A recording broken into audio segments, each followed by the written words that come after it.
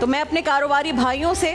یہ گزارش کرتی ہوں ہاتھ جوڑ کر کہ خدارا اللہ کا مال اللہ کے بندوں کے لیے ہے، اسے گوداموں میں جمع کر کے مہنگے داموں فروخت نہ کیجیے، خاص طور پر رمضان کے مہینے میں، کیونکہ قیامت کے دن ایک ایک پیسے کا حساب دینا پڑے گا۔ انسان کتنی ہی دولت جمع کیوں نہ کر لے، قارون سے زیادہ تو جمع نہیں کر سکتا نا۔ اور قارون کا انجام کیا ہوا تھا آپ سب جانتے ہیں، آج کہاں ہے اس کا وہ خزانہ، کہاں ہے اس کا جوڑا ہوا اتنا مال۔ ایک مخصوص کاروباری ذہنیت کا حامل طبقہ بھی اس ملک میں انفارچونیٹلی موجود ہے،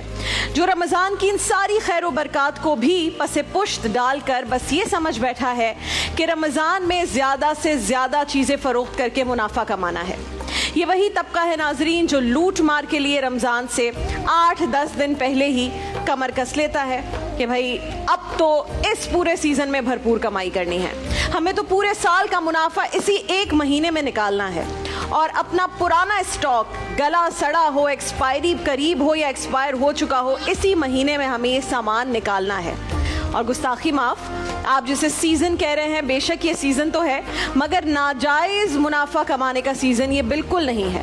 بلکہ نیکیاں کمانے کا سیزن ہے۔ یہ مال نہیں، اعمال کمانے کا سیزن ہے۔ 11 ماہ گزرنے کے بعد سال میں یہ ایک مہینہ اللہ رب العزت ہم گناہگاروں کو ہمیں عطا کرتا ہے کہ میرے بندے یہ تیرے لیے مجھے راضی کرنے کا ایک موقع ہے، یہ گناہوں سے معافی مانگنے کا ایک موقع ہے، یہ نمازوں کی پابندی جو ہم پورا سال نہیں کر پا رہے ہوتے یہ اس پابندی کا موقع ہے، یہ قرآن کی تلاوت کا موقع ہے، اور آپ کہہ رہے ہیں یہ بس زیادہ سے زیادہ منافع کمانے کا سیزن ہے۔ اچھا، یہاں پر یہ پوائنٹ بھی کلیئر کر دوں کہ یہ منافع کمانا یا پروفٹ لینا بذات خود بری چیز نہیں ہے۔ انسان کاروبار کرتا ہی ظاہر ہے اس لیے کہ منافع کمائے، کچھ پیسے کمائے، روزی روٹی کمائے، لیکن نفع جو کمانا ہے اس کی ایک ایسی مقدار مقرر کرنا جس سے جو آپ کا کسٹمر ہے وہ تکلیف میں مبتلا نہ ہو، بالخصوص لوگوں کی جو بنیادی ضروریات کی چیزیں ہیں،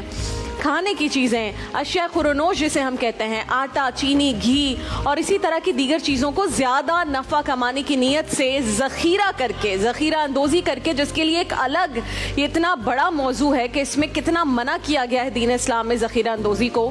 مصنوعی بحران پیدا کیا جاتا ہے چیزوں کا کہ جی وہ تو آؤٹ آف سٹاک ہو گئی ہے، جلدی جلدی لوگ خریدیں، اور یہ اسی لیے یہ پورا ایک ماحول پیدا کیا جاتا ہے تاکہ لوگ اس کو زیادہ قیمت پر بھی فلاں اسٹور سے خرید لیں، لوگ تکلیف میں پڑ جائیں۔ تو یہ عمل ناظرین کرام اسلام کے نزدیک سخت ناپسندیدہ عمل ہے۔